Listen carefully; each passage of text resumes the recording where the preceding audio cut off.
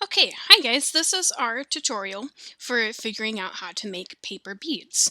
So the first thing that you want to do is get your material set up. Make sure you've got everything available so that you don't have to go hunting while you're in the middle of making these things. So I've got here the paper that I'm going to use to make my beads. I've got a scissor, I've got a glue stick, I've got my skewers, or in your case, toothpicks. I've got the clear nail polish, the templates, and you'll also need something to trace your pieces with. You can use a pen, you can use a pencil, you can use a colored pencil, anything to make a mark to trace your pieces. Now, one thing that you may want to do before you cut out your templates is to label them. So I've labeled each of these with something that kind of describes their ultimate form. So we've got the peanut, we've got the dumbbell, we've got the narrow, medium, and wide cylinders. I've got a little orb, a cone, and an oval. This way, when I have them cut out, I don't have to remember, oh, what is this one going to look like in the end? So with these, you might want to take your time in cutting them out because you want them to stay kind of as straight as possible. So I'm just going nice and slow, easy little clips. I know that it's a little bit trickier with the cardstock, but this is a good thing to do because then you can end up with actually two versions of your templates. You can trace around the cutout version that we're taking out and within the area on the template sheet. So each of those will end up with a slightly different size of bead. And once we've figured out these basic templates, I'm actually going to show you how to make beads without a template at all using the ruler. So I'm going to keep doing my slow little cuts, making sure that I'm not making any big dents. So like this spot right here got kind of funky, so I'm actually going to trim that little spot just so I don't have any big bulges out. I'm going to come back up here at the bottom, and it's okay if there's a little bit of width where these really thin points are, because again, you're tracing either around or within that spot to make your bead. I'm going to cut up and along, slow, even little snips. You don't have to start with the peanut like I did. I just wanted to make sure that I started on one end and worked my way. The peanut is actually one of the more difficult things to show you, but I wanted to show a more difficult one to start with for cutting out a template.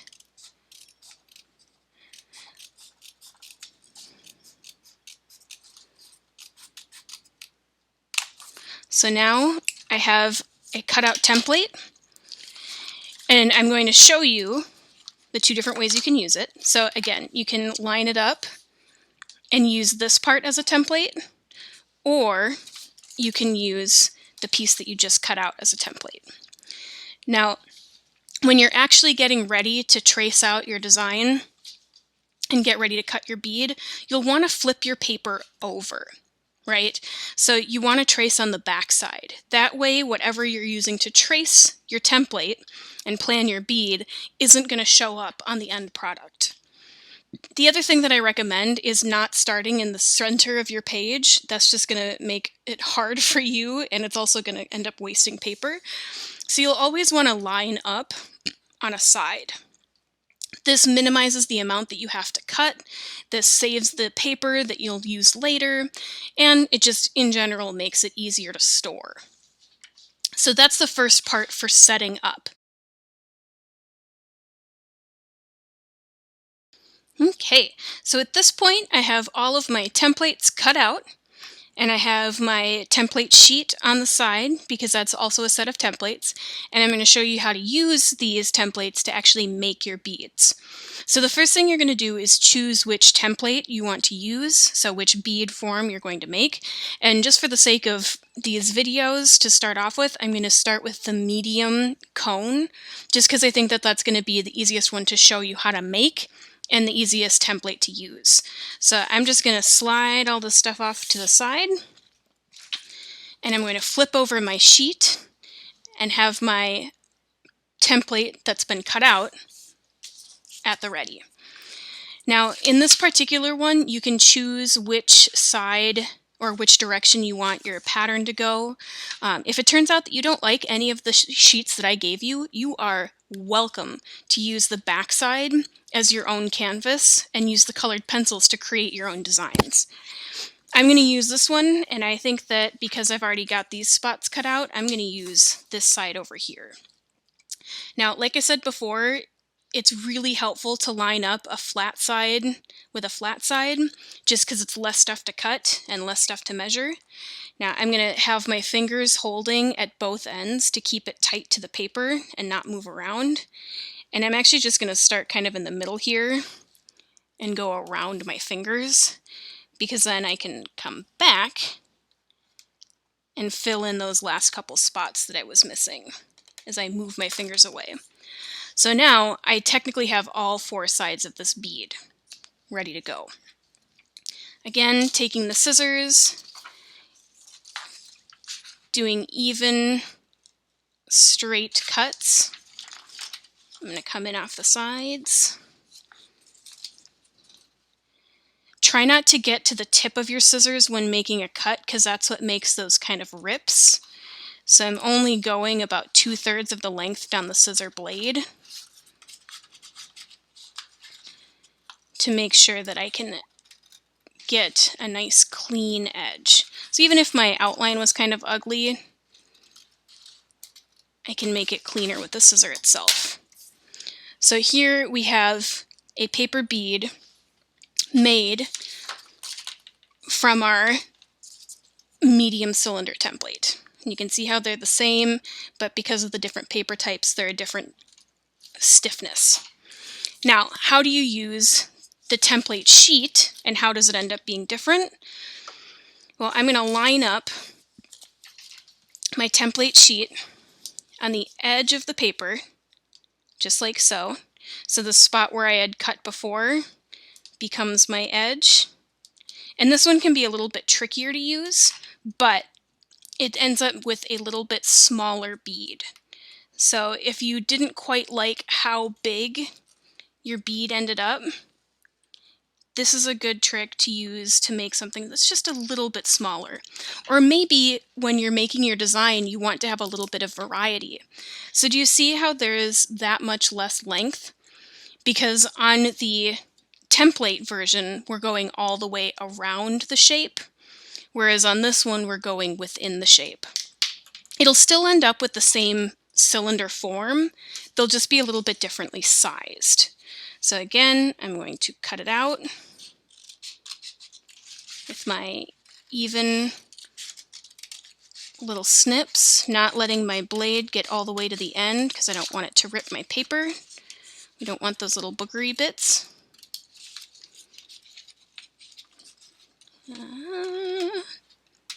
Here we go. And now we have it cut out. So sometimes if you get a lot of these going at the same time, they can get kind of confusing for which one is which. And when you put them right next to each other, that's when you can tell the slightly different sizes.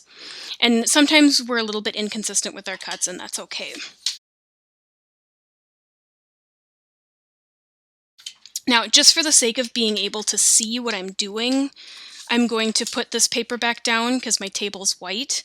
But when you're doing this, you should do it on a clean surface or like the back of your sketchbook, because now this is when the glue stick and the skewers slash paper or toothpicks come in. So making sure that you have your design side down, right? So my design side is like this. I want to have that side down. I'm going to take my toothpick and I'm going to line it up with the very base of that paper bead, and I'm going to fold that bead up and over, okay? And then I'm going to roll it so it stays nice and tight. This is the one that is going to take some practice, and each of these different bead types has different techniques to go along with it. I'll have a second video, or another part of this one really, that shows you how to do the special ones that are the dumbbells or the peanut shaped ones, because they're a little bit tricky. So once you get to this last inch or so that you have out, you're going to take your glue stick, and you don't need a whole lot. Oh no, what happens when you let it loose like this? Just like I did. I accidentally let it go. I'm just going to unravel it, come all the way back, kind of tighten it back up, and re-roll it. It's totally okay, happens to everyone. Just take your time. Re-roll it. Now I'm getting it all off center. If you don't like holding it on your page, you can also hold it in your fingers and twist it that way. Just making sure that you're keeping it nice and tight and consistent, because this is what's going to hold the bead together. So now I'm back at that last inch. I'm going to run over it with my glue stick and twist up that last little bit.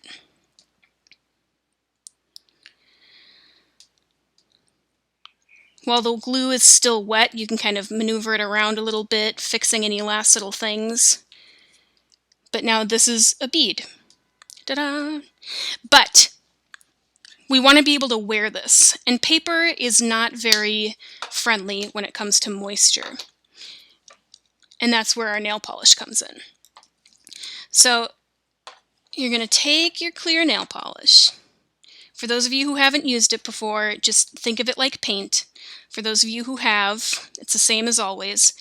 But see this line where the bead seam was? I'm going to try to get it nice and close so you can really see it. You want to go over that seam. You don't want to go against it. You don't want to pull your bead apart. So I'm just taking a little bit, evenly painting over the whole thing. If you would like to seal up your edges, I highly recommend it. It can make it a little bit trickier to pull your bead off, but that's okay.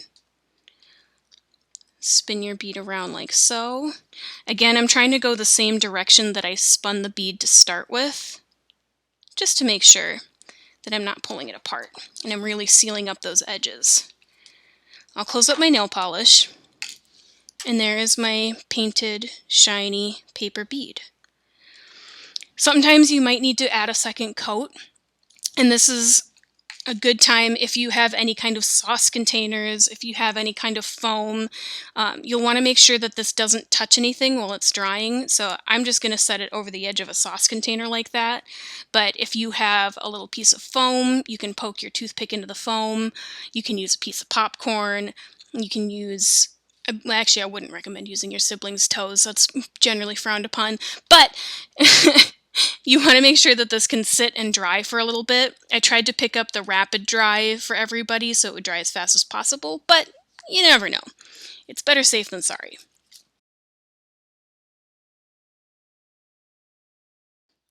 Okay guys, so in this next section, I'm going to show you how to roll the special beads like the dumbbell and the peanut bead, and I'm also going to show you how to take beads off of their drying posts. So I can look at these and know what they're going to look like in the end because I recognize these templates.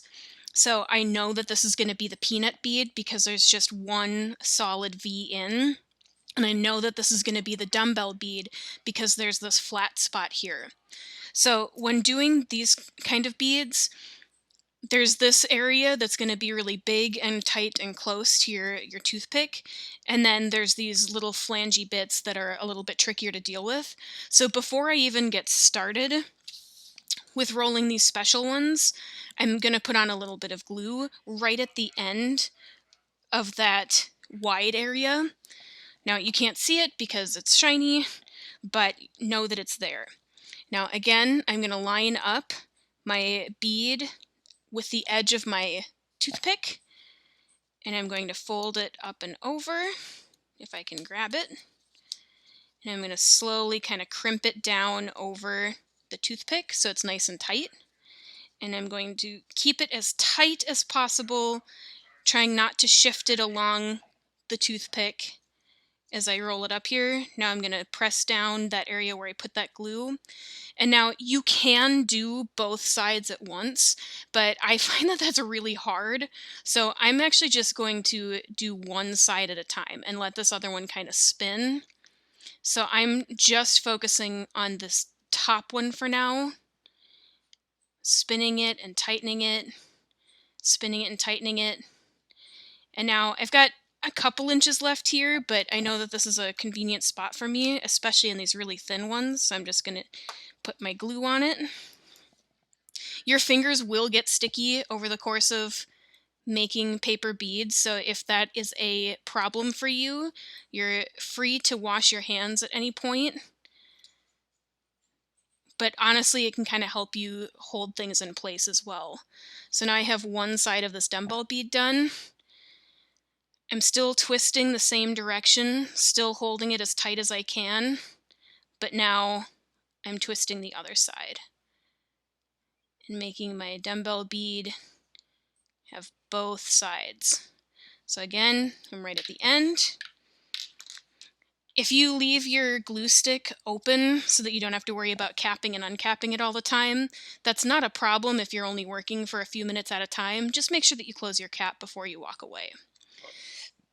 Now, just like with any other bead, as soon as we're done making these, you can let it sit and dry for a little bit if you don't want to risk it.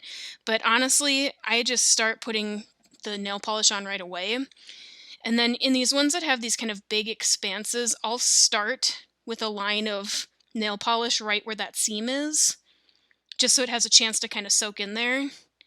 And then I'll go around from there. Now, if you use a lot at a time, you might get a little drip of nail polish, so I recommend doing this over your surface that you're gluing on and not over anything that you don't want to get nail polish on. So it looks shinier to start with, obviously because it's wet, but I'm going over this whole surface, the same direction that I was spinning it with the bead, just trying to soak in some of that lacquer to give it a nice finish, but also to seal it and protect it so that it can actually be worn and it doesn't erode with time. So this is a dumbbell bead. Again, you can set it off to the side, either resting across something, have your siblings hold it. If you stick it between your toes, whatever, do what you gotta do. I just recommend not resting it against anything else or that nail polish might stick as it dries.